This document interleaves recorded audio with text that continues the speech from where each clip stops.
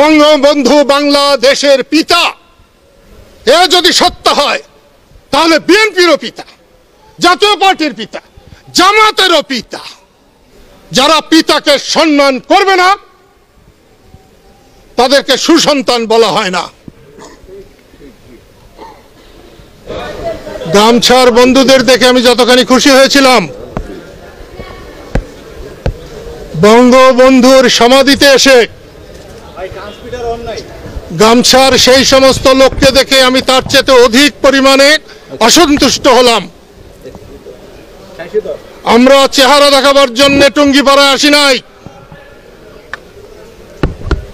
আমরা বঙ্গবন্ধুর সমাধিকে সম্মান জানানোর জন্য এসেছি। তাই যারা গল্প গুজবে ব্যস্ত, বিশেষ করে গামছার লোক, আমি তাদেরকে বলবো কাল থেকে তারা যেন দল না করে। আমার 10টা বেদবের চাইতে একটা ভালো মানুষ অনেক প্রয়োজন। মুক্তিযুদ্ধের আগে আমি কোথাও খেতে পারতাম না, 5 জনকে দাওয়াত করলে 25 জন গিয়ে হাজির হতো। যুদ্ধ যখন শুরু হয় একটা পর্যায়ে আমার সঙ্গে 1 জন মানুষ শুধু ছিল, বাকি সব পালিয়েছিল। আমি খুবই অসন্তুষ্ট। আজকে ছবি তোলার জন্য এখানে আসি নাই, গল্প করার জন্য আসি নাই, বাইরে হা করে দাঁড়িয়ে থাকার জন্য আসি নাই। এখান থেকে 5 হাত দূরে যখন গোয়াল ঘর ছিল, গরুর চুনা পড়ত, তখন এসে আমি বঙ্গবন্ধুর সমাধি পরিষ্কার করেছিলাম। আজকে অনেক শান শওকত হয়েছে, কিন্তু আত্মার কোনো খবর নাই। আমি আজকে এসেছি আল্লাহর কাছে প্রার্থনা করতে, আল্লাহ যেন বঙ্গবন্ধুকে তার সম্মান দেন। বঙ্গবন্ধু বাংলাদেশের পিতা, এ যদি সত্য হয় তাহলে বিএনপিরও পিতা, জাতীয় পার্টির পিতা, জামাতেরও পিতা। যারা পিতাকে সম্মান করবে না তাদেরকে সুসন্তান বলা হয় না। আমরা যারা বঙ্গবন্ধুর ভক্ত, আমাদেরও দোষ আছে, অন্যকে সম্মান করতে আমরা বড় দ্বিধা করি। আজকে দেখলাম কয়টা চ্যাংরা আমি দাঁড়িয়ে আছি সামনে, ছবি তুলতে বাধা দিল। যখন প্রধানমন্ত্রী আসে তখন ছবি তুলতে বাধা দাও না, সম্মান করতে শিখো। এই কবরের পাশে আমি এখানে শুয়ে থেকেছি, এখানে আমার বিছানার উপর দিয়ে গাড়ি চালিয়ে গেছে, তাতে আমার কি হয়েছে? আমি আওয়ামী লীগ করি না, আমি বঙ্গবন্ধু করি, এবং আমি বঙ্গবন্ধুকে বুকে লালন করে আমি আমার জীবন দেব। বঙ্গবন্ধু আওয়ামী লীগের সম্পত্তি নয়, বঙ্গবন্ধু বাংলাদেশের সম্পত্তি, বাংলাদেশের সব মানুষের সম্পত্তি। বঙ্গবন্ধু বিএনপির সম্পত্তি, জাতীয় পার্টির সম্পত্তি, বঙ্গবন্ধু দেশের সকল মানুষের সম্পত্তি। সেই সম্মান দিতে হবে। আমি আবারও বলছি, আমার 10 জন কর্মী হলেও চলবে। আমরা পিকনিক করতে আসি নাই, নাচতে আসি নাই, আমরা বাধা অতিক্রম করতে এসেছি। আমি 10টা মানুষকে নিয়ে সংগ্রাম করতে পারি, কিন্তু নির্বোধ 10,000 লোক নিয়ে সম্মান করে কোনো লাভ হবে না। আমি আশা করব আজকে এই টুঙ্গিপাড়ায়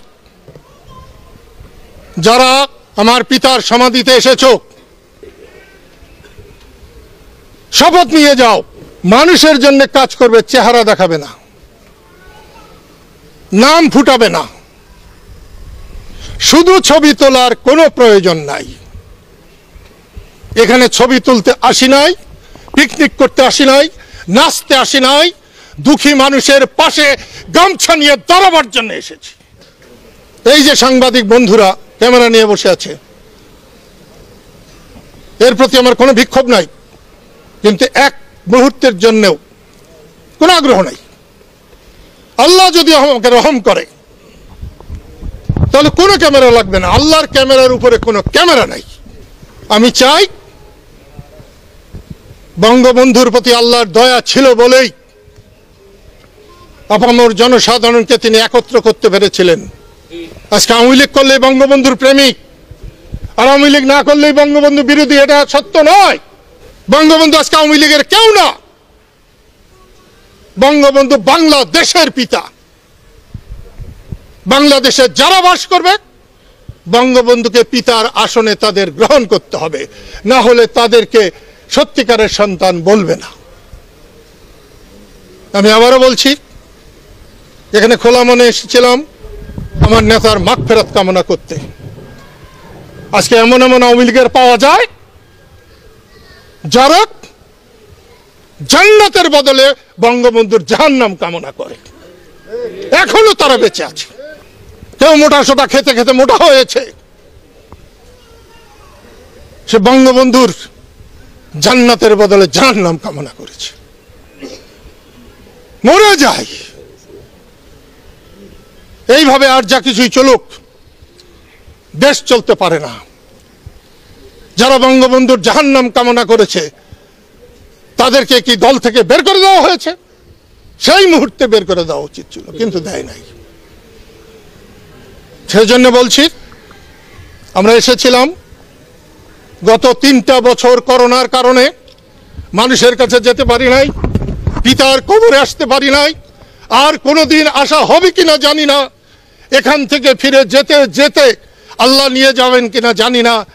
আমরা খালাস নিয়তে আল্লাহর কাছে প্রার্থনা করি, আল্লাহ যেন আমার নেতাকে, আমার পিতাকে, তার পরিবার সহ শান্তিতে রাখেন, ভেস্টবাসী করেন। ধন্যবাদ, আমিন। প্রশ্ন করার ইচ্ছে করলেই প্রশ্ন করা যায়।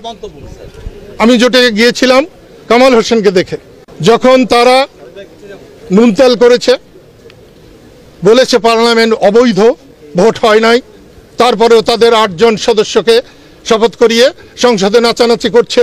আমি সেই মুহূর্তে ডক্টর কামাল হোসেনের সঙ্গে আমি যুক্ত হয়ে গেছিলাম, সেখান থেকে আমি চলে এসেছি। আমি বুঝেছি ডক্টর কামাল হোসেন বড় মানুষ, সুন্দর মানুষ, কিন্তু নেতা নন। আমি আজকে বঙ্গবন্ধুর মাজারে এসেছি। আপনি স্বীকার করবেন কি করবেন না, আমার ধ্যান, জ্ঞান, ভালোবাসা, আমার ইচ্ছা, আমার কামনা বঙ্গবন্ধুকে নিয়ে। বাঙালি সব যুবক প্রেম করে যৌবনে। আমার স্ত্রী আছে, ছেলেরা আছে, মেয়ে আছে। আমি বলছি যে আমি যৌবনে কোনো প্রেম করি নাই। আমার প্রেম বঙ্গবন্ধুর সঙ্গে হয়েছিল। তার মধ্য দিয়ে দেশকে আমি চিনেছিলাম, দেশমাতৃকাকে চিনেছিলাম। আমি দেশ কাকে বলে জানতাম না। তো সেই জন্য বলছি, বঙ্গবন্ধুর মাজারে এসেছি, পিতার মাজারে এসেছি। আমি প্রথম যেদিন এসেছিলাম এইখানে বক্তৃতা করার জন্য আমাকে টেনে হিস্ট্রি নিয়ে গিয়েছিল। আমি বলেছিলাম, খুনিরা খুন করে আমাকে কাঁদতে দেয় নাই, আপনারা টুঙ্গি পাড়ার মানুষ, আপনাকেও আমাকে কাঁদতে দিলেন না। এটা ইতিহাস হয়ে থাকবে।